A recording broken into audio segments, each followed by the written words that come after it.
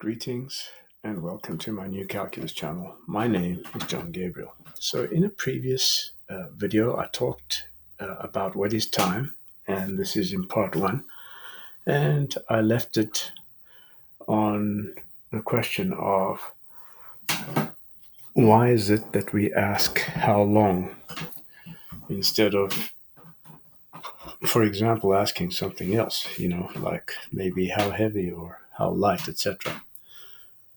So in part two, I want to continue the discussion on what is time and just bring to your attention that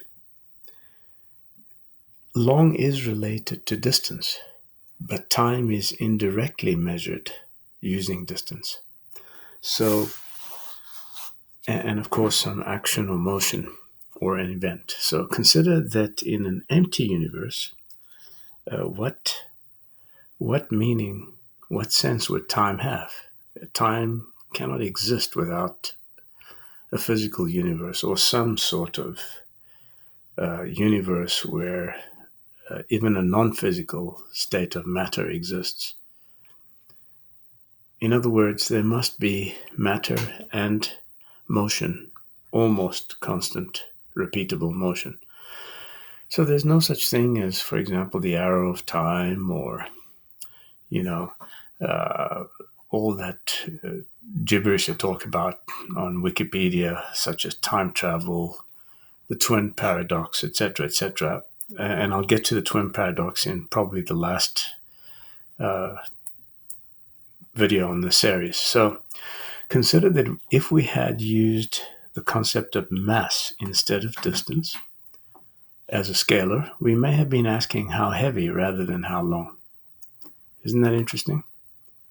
So obviously we didn't use mass because mass is a lot more complex a concept than distance. Okay.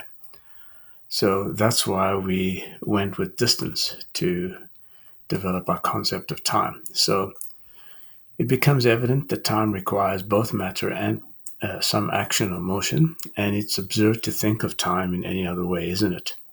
So basically, we have to understand the concept of time, we need to relate it to some kind of action, rotation of bodies, swinging pendulums, hourglasses, decaying, radioactivity, etc. So there are many ways to create time units, aren't there?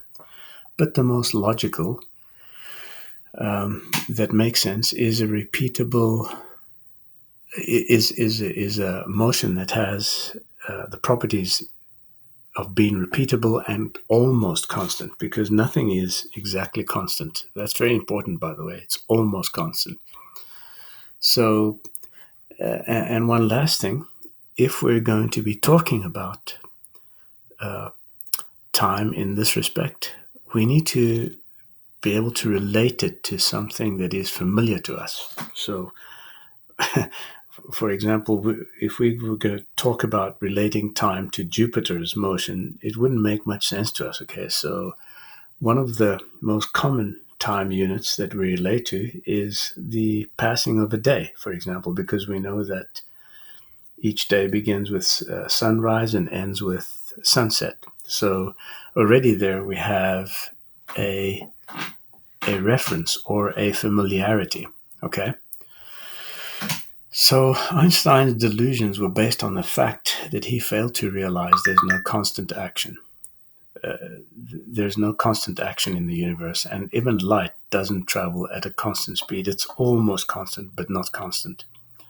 So I also want to say one more thing before I continue. I'm not a physicist. I'm a mathematician. So it's very possible that what I'm telling you is wrong, but highly unlikely. Okay, because I generally know what I'm talking about, unlike most mainstream academics. So, the ancient Greeks, for example, would never have built a clock. And what kind of clock did they build? They built a water clock. They built many other kinds of clocks. They also built a device that was 2,000 years ahead of its time. And had they not understood the concept of time, they would never have been able to build that device. You know what that device is? It's the Antikythera mechanism. So do a search on it and see how complex that device was.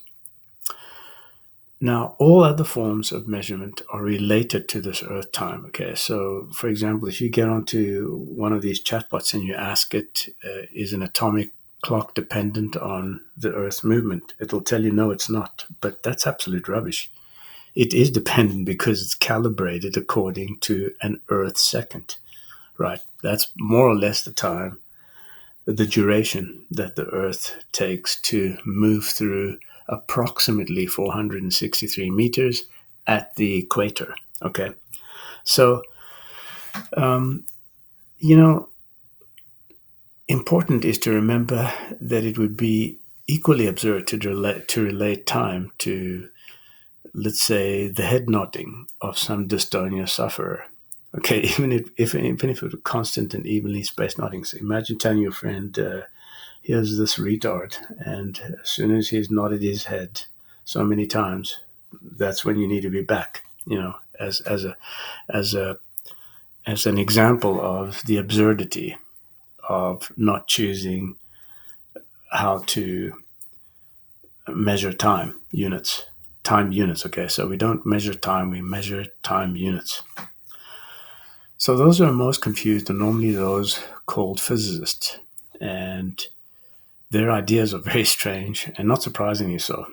Most of them were theatrical physicists, and Einstein himself admitted that he did not uh, understand his theories. So here's an interesting link to somebody who's an applied mainstream mathematician, and his article is extremely interesting because he for one, mainstreamers would consider him having expertise in physics since he apparently resolved D'Alembert's paradox. Okay, so this guy obviously has some exceptional talent in physics, and he has some interesting things to say about Einstein. And if you really want to find out, well, I'll place a link to this in the details section. So before I continue, what is a unit of time? I'll do that in the next video